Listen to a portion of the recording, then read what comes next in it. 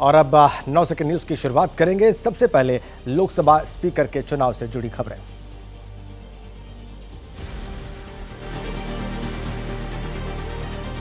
लोकसभा अध्यक्ष पद के लिए चुनाव आज सुबह 11 बजे शुरू होगी मतदान की प्रक्रिया।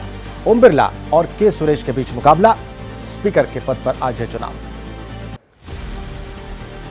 मंगलवार को स्पीकर पद को लेकर नहीं बन सकी सरकार और विपक्ष के बीच सहमति। एनडीए की तरफ से बीजेपी सांसद ओम बिरला, विपक्षी गठबंधन इंडिया की तरफ से कांग्रेस के सुरेश उम्मीदवार।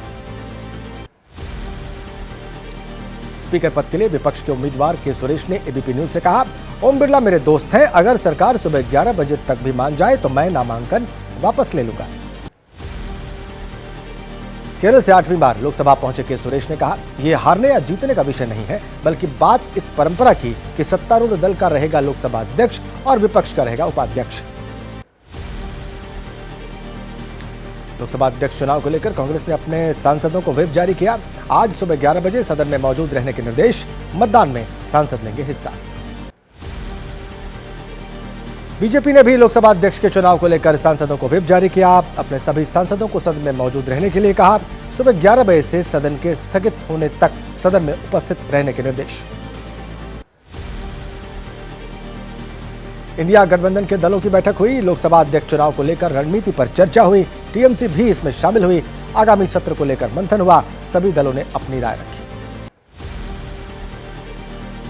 खरगे के आवास पर हुई बैठक में राहुल, एसपी नेता रामगोपाल, टीएमसी नेता डेरिक ओब्रायन शामिल हुए। शिवसेना यूबीटी के नेता अरविंद सावंत, एनसीपी एसपी नेता सुप्रिया सुले भी पहुंचे।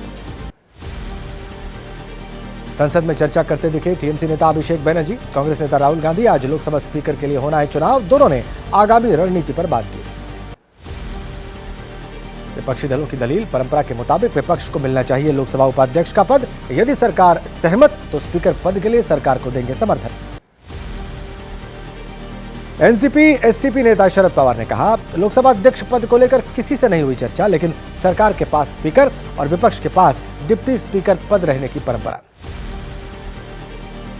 कांग्रेस नेता राजीव शुक्ला ने दावा किया, सरकार नहीं देना चाहती है विपक्ष को कोई पद। राजनाथ सिंह जी को कितना अधिकार है पता नहीं, लेकिन सहमति बन जाती तो चुनाव की नौबत नहीं आती। स्पीकर और डिप्टी स्पीकर के चुनाव पर केंद्रीय संसदीय कार्य मंत्री किरेन रिजिजू ने कहा, हमने लगातार विपक्षी पार्टियों से संपर्क रखा। स्पीकर का पद निर्विरोध रूप से चुना जाता है, एक परंपरा नहीं। जेडीयू प्रवक्ता केसी त्यागी का बयान, पारदर्शी होना चाहिए लोकसभा स्पीकर का पद, इसको लेकर नहीं होनी चाहिए राजनीति, शासक दल का ही व्यक्ति होना चाहिए स्पीकर। आंध्र प्रदेश की चित्तूर सीट से टीडीपी सांसद डीपी राव ने एबीपी न्यूज से कहा, स्पीकर पद के लिए शुरू से ही हम बीजेपी के साथ, विपक्ष को डिप्टी स्पीकर पद देना जरूरी नहीं। केंद्रीय मंत्री जीतन राम मांझी का बयान, पहले स्पीकर का चुनाव हो जाए, डिप्टी स्पीकर की बात होगी तो बैठकर तय कर लिया जाएगा, लेकिन विपक्ष नहीं मान रहा।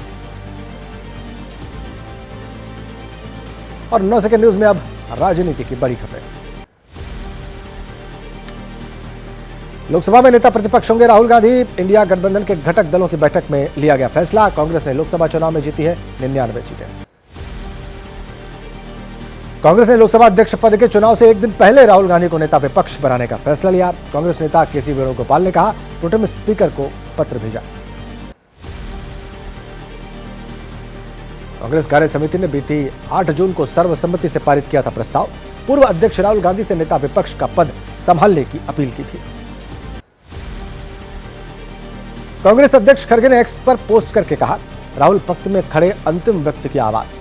लोकतंत्र और संविधान की रक्षा के लिए कांग्रेस प्रतिबद्ध। राहुल होंगे नेता प्रतिपक्ष।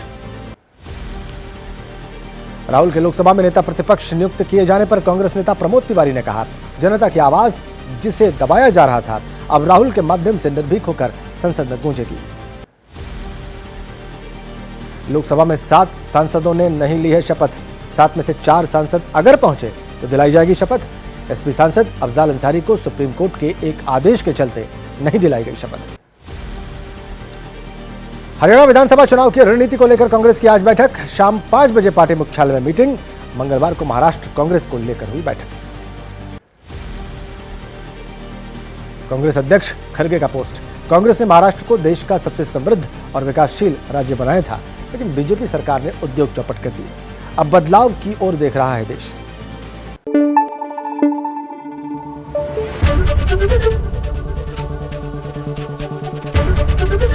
एबीपी न्यूज आपको रखे आगे।